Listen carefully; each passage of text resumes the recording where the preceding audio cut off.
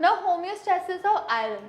अब आयरन का कैसे होम्योस्टैसिस हुआ, यू कैन सी कि आयरन जो है वो ट्रांसफेरिन की फॉर्म में पड़ा है ना, तो वो वहाँ आया कैसे। तो आपने ब्लड में क्या होता है, जो बोन मैरो है वहाँ पे आरबीसी बना, आरबीसी में हिमेटोपोइसिस हुआ तो रेड ब्लड सेल्स की फॉर्मेशन हो गई। तो ये रेड ब्लड सेल्स जो है इनका एक लाइफ स्पैन होता है 120 डेज तक ही होते हैं। तो इसके अंदर क्या होता है, रेड ब्लड सेल्स के अंदर होता है हीमोग्लोबिन। तो हीमोग्लोबिन के अंदर जो है आयरन प्रेजेंट होता है। तो जब आरबीसी का लाइफ स्पैन ख़त्म हो जाता है, जब उनकी 120 डेज ख़त्म हो जाते हैं, तो वो चले जाते हैं स्प्लीन के पास। स्प्लीन के पास क्यों जाते हैं, क्योंकि spleen is called as graveyard of RBC. जब उनका काम ख़त्म हो गया, अब वो किसी काम के नहीं रहे, तो वो स्प्लीन में चले जाते हैं। स्प्लीन के मैक्रोफेजेस क्या करते हैं, पुराने आरबीसीज को ख़त्म कर देते हैं, उनको मार देते हैं, और यहाँ बोन मैरो में तो नए बन ही रहे हैं। तो जब स्प्लीनिक मैक्रोफेज आरबीसी को ख़त्म करते हैं तो बीच में से निकलता है हीमोग्लोबिन। तो हीमोग्लोबिन अलग अलग टूटता है तो उसमें से आयरन रिलीज़ होता है। तो वो आयरन क्या होगा, वो आयरन वापस ब्लड में चला जाएगा। तो इस वजह से, इसी तरीके से जो आयरन है वो मेंटेन रहता है, उसका वैल्यू जो है वो मेंटेन रहता है।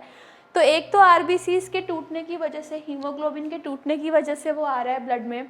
दूसरा, अब आप कुछ खाएंगे भी तो सही, उस खाने में भी आप आयरन ले रहे हैं। देन क्या होता है कि जो अब आयरन का इंटेक तो 1 to 2 मिलीग्राम इतना ही आयरन लेते हैं आप खाने में, और जो इसका लॉस है वो भी 1 to 2 मतलब जितना आपने खाया डाइटरी उतना तो आपका लॉस ही हो जाता है पूरे दिन में। तो अगर आप सिर्फ बाहर से खाने के आयरन पर डिपेंडेंट हैं तो वो तो पॉसिबल नहीं होगा, फिर आयरन का लेवल कैसे मेंटेन होगा, क्योंकि अगर आयरन होगा तभी तो फिर से हीमोग्लोबिन बन पाएगा। अगर आयरन का रिजर्व होगा तो यानी कि एक तो जो ये टूटने से बन रहा है वो, उसके बाद जो लिवर है उसमें भी आपका आयरन का स्टोर रहता है। तो लिवर में बहुत कुछ स्टोर रहता है, लिवर बहुत काम की चीज़ है। तो ये खाने वाले से तो सिर्फ काम नहीं चलेगा। तो एक तो जो हीमोग्लोबिन की डिसइंटीग्रेशन से बन रहा है, प्लस अगर वो भी काफ़ी नहीं पड़ रहा है, कम पड़ रहा है, तो लिवर के पास जो है वो होता है, उसके पास स्टोर होता है। तो अगर कम है तो लिवर दे देगा, और अगर ज़्यादा है तो लिवर फिर से उसको लेकर अपने पास रख लेगा, तो स्टोर कर लेगा। सो दिस इज़ हाउ जो आयरन है, जो उसका 3 mg वाला वैल्यू है, वो मेंटेन होके रखता है हमारे ब्लड प्लाज्मा में।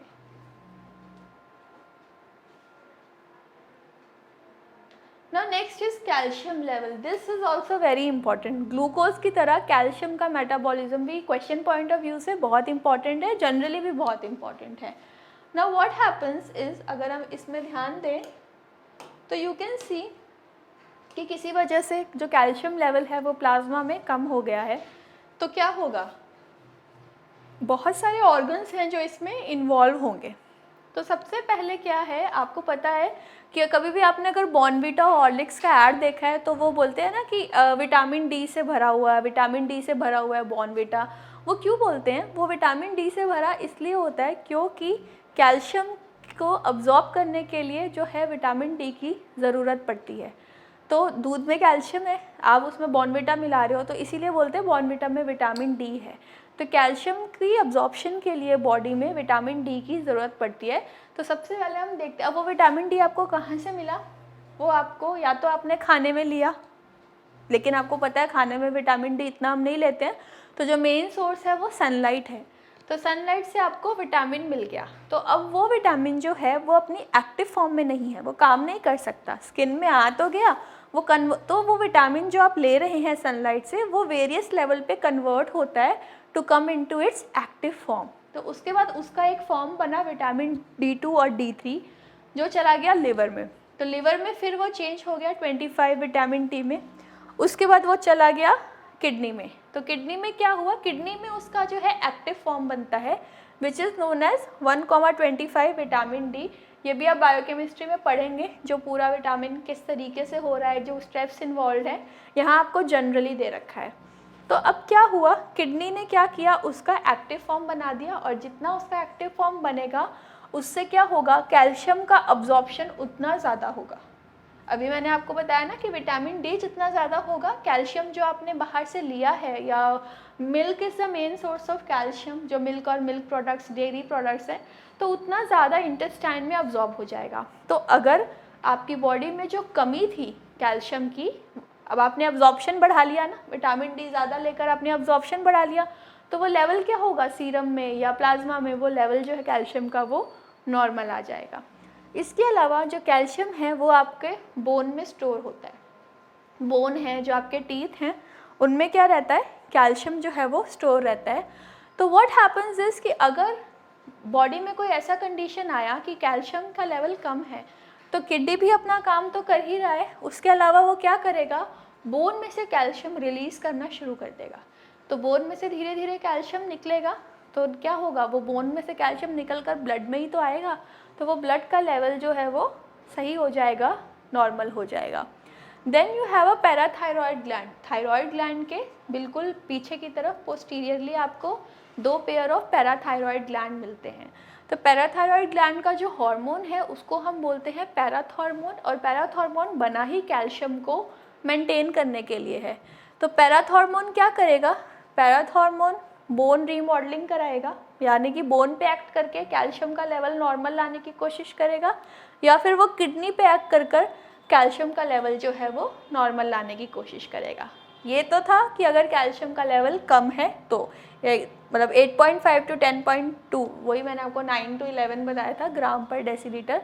तो इस तरीके से काम होगा। अगर वो लेवल ज़्यादा हो गया है तो कैसे काम होगा, अगर लेवल ज़्यादा हो गया है तो बोन क्या करेगी, पहले बोन कैल्शियम को निकाल रही थी, अब बोन कैल्शियम को लेना शुरू कर देगी, स्ट्रेंथनिंग करना शुरू कर देगी, खुद को लेना शुरू कर देगी। अगर बोन, तो क्या होगा, वो कैल्शियम जो है वो ब्लड से कहाँ, बोन्स में शिफ्ट हो जाएगा। इसके अलावा क्या हुआ कि किडनी ने क्या किया था, पहले तो किडनी ने इसका अब्जॉर्प्शन बढ़ा दिया था विटामिन डी की वजह से। तो किडनी के पास तो बहुत अच्छी चीज़ है, वो यूरिनरी सिस्टम में है, जो चीज़ भी चाहिए नहीं है उसको यूरिन में निकाल देगा। तो वो क्या करेगी, यूरिनरी जो लॉस है कैल्शियम का उसको बढ़ा देगी। तो जब कैल्शियम निकल जाएगा बॉडी से बाहर तो प्लाज्मा में उसका लेवल अपने आप नॉर्मल हो जाएगा। तो दिस इज़ हाउ कैल्शियम का मेटाबॉलिज्म होता है, कैल्शियम का रेगुलेशन होता है, उसका होम्योस्टैसिस होता है बॉडी में। Next is acid base homeostasis. जो एसिड बेस बैलेंस है ना, इसको शायद आप हर रेस्पिरेटरी सिस्टम में भी पढ़ेंगे, यूरिनरी सिस्टम में भी पढ़ेंगे, ब्लड में भी पढ़ेंगे, बफर सिस्टम के नाम से। तो acid base balance is very very important. तो जहाँ भी जिस भी सिस्टम में उसको पढ़ते हैं आप, उसको अच्छे से पढ़ें, उसको अच्छे से समझें। यहाँ तो हम जस्ट एक ओवरव्यू देख रहे हैं। सो व्हाट हैपन्स इज कि एसिड बेस का जो होम्योस्टैसिस है वो डिस्टर्ब हो गया है। तो एसिड बेस का क्या मतलब है, जो पीएच था जो 7.4 को मेंटेन करना था 7.4 के लेवल पे, दैट हैज़ गॉट डिस्टर्ब। या तो वो पीएच बढ़ गया है, यानी कि या तो एसिडोसिस हो गया है, या वो पीएच जो है वो कम हो गया है, या अल्कलोसिस हो गया है। तो क्या होता है, अगर तो पीएच घट गया है तो यानी कि 7.4 से कम जा रहा है, तो मतलब एसिडोसिस की तरफ है। तो क्या होगा, जैसे ही बॉडी में एसिडोसिस होगा, now I will tell you one thing कि आप हमेशा इसमें रेस्पिरेटरी टाइप भी होता है। तो अगर कार्बन डाइऑक्साइड का लेवल बढ़ जाएगा ना, तो भी वो एसिडोसिस में चला जाएगा पेशेंट। तो इसको आपको याद रखना है। तो ब्रेन में और जो आर्टरी है मेन, जो अयोटा के आसपास के जो रिसेप्टर्स हैं वो स्टिमुलेट हो जाएंगे। इनके स्टिमुलेट होने से क्या होगा, रेस्पिरेटरी रेट बढ़ जाएगा। रेस्पिरेटरी रेट बढ़ेगा तो मैंने अभी आपको बोला ना, कार्बन डाइऑक्साइड अगर ज़्यादा होगा तब भी एसिडोसिस हो सकता है। तो जब रेस्पिरेटरी रेट बढ़ जाएगा तो आप ज़्यादा ऑक्सीजन अंदर लेंगे और ज़्यादा कार्बन डाइऑक्साइड जो है उसको बाहर निकालेंगे। तो जो ब्लड का कार्बन डाइऑक्साइड है वो लेवल कम हो जाएगा। अगर कार्बन डाइऑक्साइड कम होगा तो कार्बन डाइऑक्साइड में जो बाइकार्बोनेट बनता था उसके रिमूवल के लिए जो कार्बोनिक एसिड बनता था वो भी कम बनेगा। तो जब कार्बोनिक एसिड कम बनेगा तो पीएच जो है वो बढ़ जाएगा और जो होम्योस्टैसिस है वो मेंटेन हो जाएगा। इसके अलावा अगर हम अल्कलोसिस की बात करें तो अल्कलोसिस में भी फिर से ब्रेन और आर्टीरियल रिसेप्टर्स जो हैं वो एक्शन में आएंगे और वो क्या करेंगे, रेस्पिरेटरी रेट को कम कर देंगे। अगर बेस ज़्यादा बन रहा है तो क्या होगा, अगर मतलब बाइकार्बोनेट आयंस के फॉर्म में ज़्यादा ब्लड में घूम रहा है तो रेस्पिरेशन रेट कम होने की वजह से जो कार्बन डाइऑक्साइड बॉडी से बाहर जा रहा था वो बाहर ना जाने की बजाय बॉडी में स्टे कर जाएगा। उसके स्टे करने से जो बाइकार्बोनेट आयन जो बेसिक फॉर्म घूम रहा था वो इसके साथ जुड़ जाएगा। तो बाइकार्बोनेट आयन और कार्बन डाइऑक्साइड जुड़ेगा तो it will form carbonic acid और जो pH है वो जो बढ़ गया था वो एसिड की वजह से, वो एसिड अगर बनना शुरू होएगा तो वो बेसिक से एसिडिटी की तरफ चला जाएगा बॉडी, तो pH will get lower down and acid base homeostasis is restored. I will say once again कि ये बहुत इंपॉर्टेंट है और ये जब भी आप दूसरे सिस्टम्स पढ़ेंगे ये तब भी आएगा। तो जितने भी तरह का एसिडोसिस है, जितने भी तरह का एल्कोलोसिस हैं विद देयर ट्रीटमेंट, कि अगर आपके पास क्लिनिकली आप देखें कोई पेशेंट आता है एसिडोसिस या एल्कोलोसिस का, तो आप उसको किस तरीके से ट्रीट करते हैं वो आपको पढ़ना है। तो ये जब हम सिस्टम पढ़ेंगे तब हम दोबारा इसके बारे में बात करेंगे।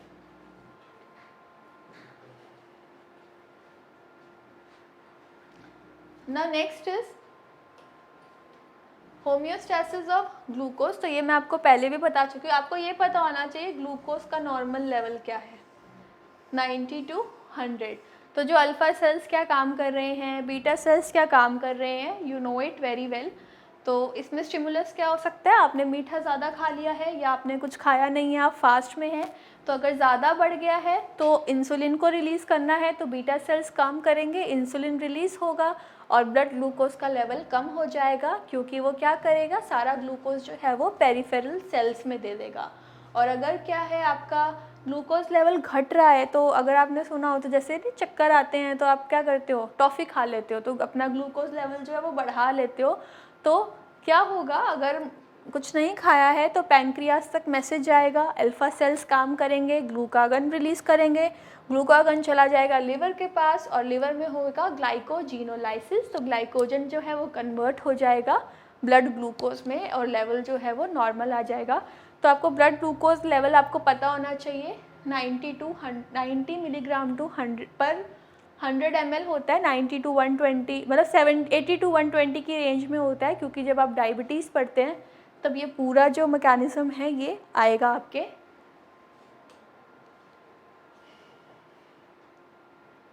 Next is sodium and potassium homeostasis. तो व्हाट हैपन्स इज़ कि सोडियम का लेवल या तो डिक्रीज़ हो रहा है या इंक्रीज़ हो रहा है। तो नॉर्मल से अगर डिक्रीज़ हो गया सोडियम का लेवल तो किडनी के पास एक मैसेज चला जाएगा कि सोडियम का लेवल कम हो रहा है, अब आपको एक ऐसा यूरिन बनाना है जिसमें सोडियम ना हो, आपको सोडियम को बॉडी में रिटेन करना है।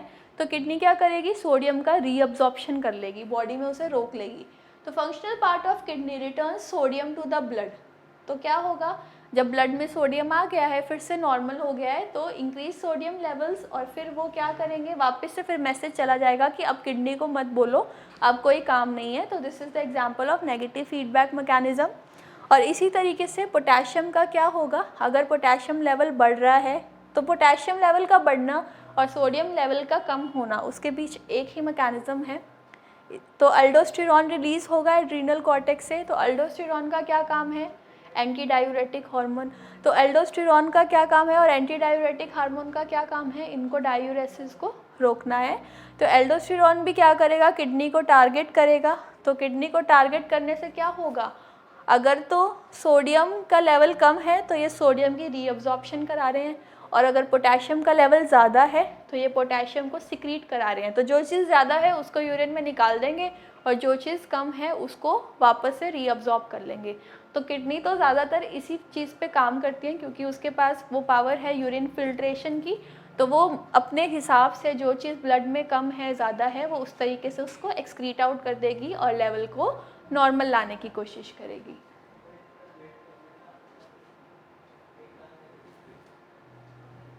Now next is neuroendocrine control. So this is एक एग्जाम्पल है, थायराइड जो ग्लैंड्स हैं उसके जो हॉर्मोन्स हैं, ये एग्जाम्पल है कि न्यूरोएंडोक्राइन यानी कि नर्वस सिस्टम और एंडोक्राइन। एंडोक्राइन में you will see many glands, बहुत सारे ग्लैंड्स हैं, पिट्यूटरी है, पीनियल है, जो आपके नर्वस सिस्टम के कंट्रोल में है। ये जस्ट एक एग्जाम्पल है।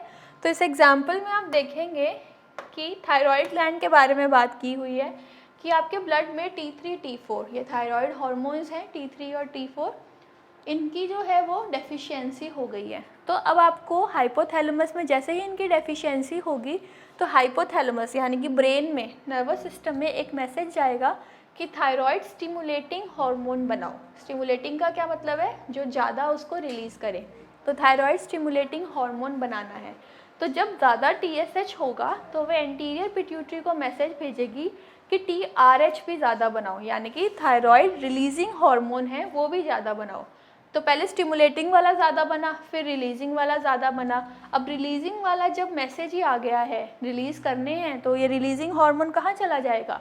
थायराइड ग्लैंड के पास। और थायराइड ग्लैंड को जब रिलीजिंग हार्मोन कहेगा कि अब आप T3 T4 जो है उसको ज़्यादा बनाओ क्योंकि ब्लड में कमी हो रही है T3 T4 की। तो व्हाट हैपन्स इज़ कि जब ये T3 T4 लेवल बढ़ने शुरू होंगे और जब इनका लेवल नॉर्मल आ जाएगा ब्लड में, तो ये वाला जो मैसेज है ना जो ब्रेन में जा रहा था अब वो ब्लॉक हो जाएगा, क्योंकि नॉर्मल लेवल पे तो कोई मैसेज नहीं जाएगा ना, या तो घटेगा तो जाएगा या तो कम होगा तो जाएगा। तो व्हाट हैपन्स इज़ कि ये वाला पाथवे ब्लॉक हो जाता है और जो लेवल्स हैं वो नॉर्मल आ जाते हैं। तो this is example of negative feedback mechanism.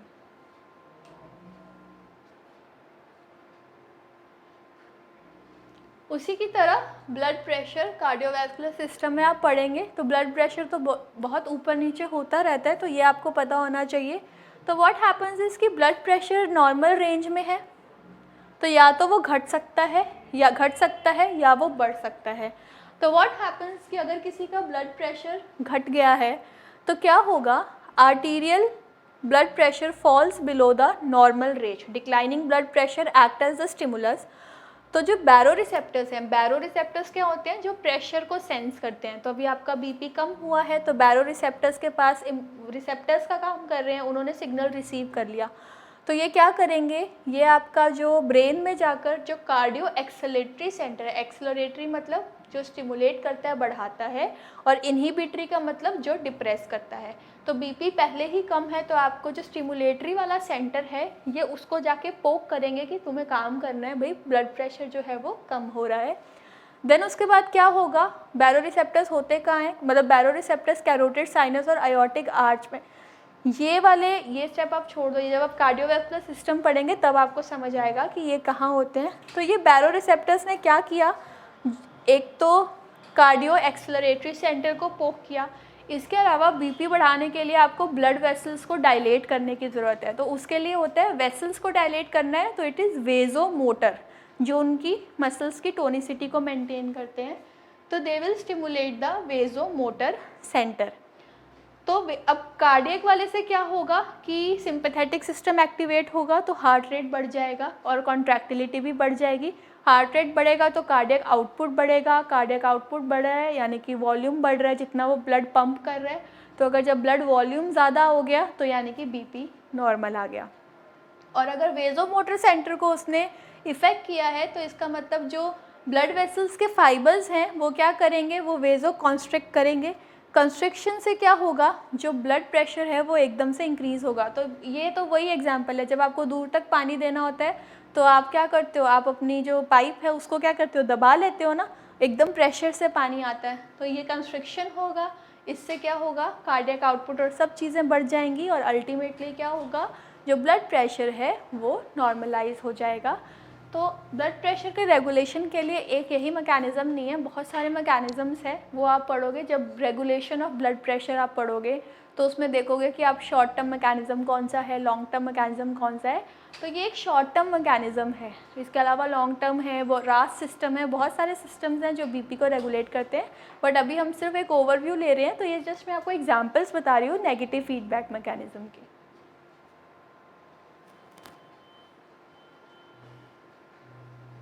Now carbon dioxide homeostasis. तो कार्बन डाइऑक्साइड का कैसे होगा?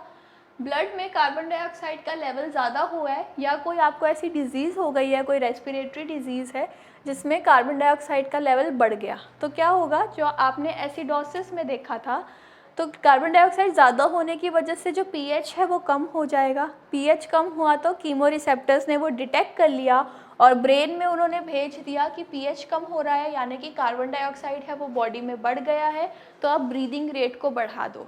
तो जैसे ही ब्रीदिंग रेट बढ़ेगा कार्बन डाइऑक्साइड ज़्यादा बॉडी से रिमूव होगा और ब्लड में कार्बन डाइऑक्साइड का लेवल कम हो जाएगा और पीएच फिर से नॉर्मल आ जाएगा। So normal carbon dioxide and blood pH. तो ये था कार्बन डाइऑक्साइड होम्योस्टैसिस। नाउ अब आपने जितने भी मैंने आपको नेगेटिव कंट्रोल के और पॉजिटिव कंट्रोल के डायग्रामेटिक रिप्रेजेंटेशंस दिखाए हैं वो बहुत ज़्यादा इम्पॉर्टेंट हैं। तो जब भी आप कोई सिस्टम पढ़ो तो आपको ये वाले जो होम्योस्टैसिस हैं पर्टिकुलरली जो मैंने आपको इस वीडियो में बताए हैं वो आपको बहुत अच्छे से आने चाहिए। तो हर सिस्टम के साथ इसको बहुत ध्यान से पढ़ना है। Now coming to the organ systems, जो इस वीडियो का लास्ट पार्ट है। तो ऑर्गन सिस्टम्स मैंने बोला था कि आपकी बॉडी में बहुत सारे ऑर्गन सिस्टम्स हैं, तो ये हैं वो। So the names are, I will read it out. Integumentary, skeletal, muscular, nervous, endocrine, cardiovascular, lymphatic और immune, respiratory, digestive, urinary and reproductive. तो लेट अस सी बहुत जल्दी से कि इनका क्या है, एक एक लाइन में इनका क्या फंक्शन है। So number 1 is integumentary system. Integumentary system होता है जो आपका आउटर, जो आपको प्रोटेक्शन प्रोवाइड करता है ना, वो है जो आपको एक्सटर्नल एनवायरनमेंट से प्रोटेक्शन प्रोवाइड करता है, वो वाला सिस्टम है। तो उसमें आपके हेयर आ गए, आपकी पूरी स्किन आ गई और योर नेल्स। और इसमें क्या है, आपके स्वेट ग्लैंड्स भी आ जाते हैं। तो ये आपकी स्किन है, इनमें क्या है, रिसेप्टर्स हैं, पेन रिसेप्टर्स हैं, पोर्स हैं, तो बहुत सारी चीज़ें हैं। डिटेल में पढ़ेंगे तो इन सब की बात करेंगे। So you can see your skin जो है वो एक एग्जाम्पल है इंटीग्यूमेंट्री सिस्टम का। Next was skeletal system. नाम में ही है कि स्केलेटन है। जो स्केलेटन किससे बना हुआ है, बोन से। तो बोन्स आ गए, कार्टिलेज आ गए और जॉइंट्स के बारे में पढ़ेंगे हम इस सिस्टम के अंदर। ये भी क्या करता है, प्रोटेक्ट करता है और ऑर्गन्स को सपोर्ट देता है, बॉडी को एक स्ट्रेंथ देता है, एक फ्रेमवर्क देता है, मूवमेंट करने में हेल्प करता है। जॉइंट्स हैं तो मूवमेंट में हेल्प करेगा ना। अगर स्केलेटन ना होता तो इस तरीके से कोई फ्रेमवर्क ही नहीं होता, फैलते रहते। तो इसीलिए बॉडी का एक स्ट्रेंथ, उसको एक फ्रेमवर्क देने के लिए इस तरीके से एक बोन्स का, हड्डियों का ढांचा है। तो वो जब हम बोन्स, कार्टिलेज आपस में जुड़े हुए हैं, जॉइंट्स, तो जब हम वो सिस्टम पढ़ते हैं so that comes under skeletal system. Next is your muscular system. तो सिर्फ बोन से तो काम नहीं चलेगा ना, बोन्स और जॉइंट से तो काम नहीं चलेगा, तो कुछ तो उस पर अटैच होगा जो चलने में हेल्प करेगा। तो बोन्स अलॉन्ग विद मसल्स, तो कई बार आप इसको इकट्ठा बोलते हैं मस्क्यूलोस्केलेटल सिस्टम, जिसमें मसल्स भी आती हैं और बोन्स भी आती हैं। तो जो आपका ढांचा था, जो आपका बोनी फ्रेमवर्क था, उसके ऊपर आपको फ्लैशी मसल्स देखने को मिलेंगी, जिसमें कॉन्ट्रैक्शन होगा, एक्सपेंशन होगा, रिलैक्सेशन होगा, जो मूवमेंट में हेल्प करेगा। So muscles allows manipulation of environment and movement, facial expressions and maintains the posture, और हीट को भी बाहर जाने से रोकता है, हीट लॉस को प्रिवेंट करता है। सो आप वेरियस मसल्स के नाम पढ़ोगे बॉडी में, जैसे बोन्स में बहुत सारे बोन्स के बारे में पढ़ोगे, उनके नाम पढ़ोगे, नंबर पढ़ोगे, वैसे ही जो भी आप अपना सिस्टम उठाओगे, अपर लिम्ब है, लोअर लिम्ब है, हेड एंड नेक है, आपका एब्डोमेन है या थॉरेक्स है, तो वहाँ आपको बहुत सारी मसल्स देखने को मिलेंगी। तो this is your anterior portion और पोस्टीरियर पोर्शन। तो जो बोन्स हैं उसके ऊपर ही ये मसल्स जो हैं वो अटैच होती हैं। Next is your nervous system. तो नर्वस सिस्टम में क्या आएगा, आपका ब्रेन, स्पाइनल कॉर्ड, जो भी रिलेटेड नर्व्स हैं उनके बारे में आएगा। तो यू नो नर्वस सिस्टम जो है वो हाईएस्ट कंट्रोलिंग सेंटर है आपकी बॉडी का। तो it controls the body system, और जो इंटरनल और एक्सटर्नल, यहाँ होम्योस्टेसिस की हम बात कर रहे थे, उसमें मोस्टली जो कंट्रोल सेंटर इन्वॉल्व है वो है आपका नर्वस सिस्टम। तो वेरी कॉम्प्लेक्स और बहुत हाई लेवल का इसका ऑर्गेनाइजेशन होता है ब्रेन, स्पाइनल कॉर्ड में। तो यू कैन सी ब्रेन है, ब्रेन से स्पाइनल कॉर्ड जारी है, और ये सारी जो है वो नर्व्स हैं जो कहाँ से शुरू हुई हैं और कहाँ, बिल्कुल आपके टिप ऑफ टो, मतलब जो आपके लिटिल फिंगर है ना पाँव की, वहाँ तक भी नर्व और ब्लड वेसल्स जो हैं वो फैली हुई हैं। तो कैसे ये ज़रूरी है इन्फॉर्मेशन लेके जाने के लिए, फिर उसको ब्रेन में जो है इंटीग्रेट करते हैं, फिर वापस रिस्पॉन्स तक रिले करते हैं। तो this comes under your nervous system. Next is your endocrine system. तो एंडोक्राइन सिस्टम में आपके सारे ग्लैंड्स आ जाते हैं जो क्या करते हैं, हार्मोन्स को रिलीज़ करते हैं, जो फिर ब्लड में रिलीज़ होते हैं और अपना एक्शन शो करते हैं। तो इसमें ग्लैंड्स आएगा, pancreas, testis, ovaries and other hormones. तो बहुत सारे ग्लैंड्स हैं, पिट्यूटरी है, पीनियल है, थायराइड है, एड्रीनल है, ठीक है। तो वो हम बात करेंगे जब हम एंडोक्राइन सिस्टम को डिटेल में पढ़ेंगे। तो it secretes hormones that regulate the processes such as growth, reproduction and metabolism. तो हमारी बॉडी में जो मेटाबॉलिक रिएक्शंस होनी है, या जो होम्योस्टैट, आपने अभी एग्जांपल देखा, जैसे आपने कैल्शियम मेटाबॉलिज्म देखा तो वहाँ आपने पैराथॉर्मोन देखा, जब आपने थायराइड का देखा तो वहाँ आपने TSH और TRH देखा। तो ये क्या कर रहे हैं, हार्मोन्स क्या कर रहे हैं, बॉडी में जो डिफरेंट मैकेनिज्म्स हैं उनको रेगुलेट कर रहे हैं, उन पे एक चेक पॉइंट लगा रहे हैं। तो you can see hypothalamus, pituitary gland, pineal gland, बहुत सारे ग्लैंड्स हैं जो हार्मोन्स को रिलीज़ करते हैं और वो क्या करते हैं, रेगुलेट करते हैं बॉडी के फंक्शन को, बॉडी के ग्रोथ रेट को, और जो डिफरेंट जो आयंस हैं या कोई जो न्यूट्रिएंट्स हैं उनके लेवल को। सो this was about endocrine system. Next is cardiovascular system. Cardio stands for heart and vascular stands for blood vessel. तो इनका मेन काम क्या है, ऑक्सीजन और न्यूट्रिएंट्स को बॉडी टिश्यूज़ तक लेके जाना और सेल्स में से वहाँ से मेटाबॉलिक वेस्ट को कलेक्ट करना और उसको फिर बाद में एक्सक्रीटरी सिस्टम को दे देना। तो दिस इज़ हाउ हार्ट से ओरिजिनेट हो रही हैं आयोटा आर्टरीज वगैरह जो जा रही हैं पूरे, आप देख सकते हो कि लोअर लिम्ब से लेके आपके हेड एंड नेक तक, और वहाँ से डीऑक्सीजनेटेड ब्लड को कलेक्ट कर ये वापस हार्ट में लेके जा रही है। तो आपका जो कार्डियोवैस्कुलर सिस्टम है वो नर्वस सिस्टम की तरह बहुत वाइडली स्प्रेड है।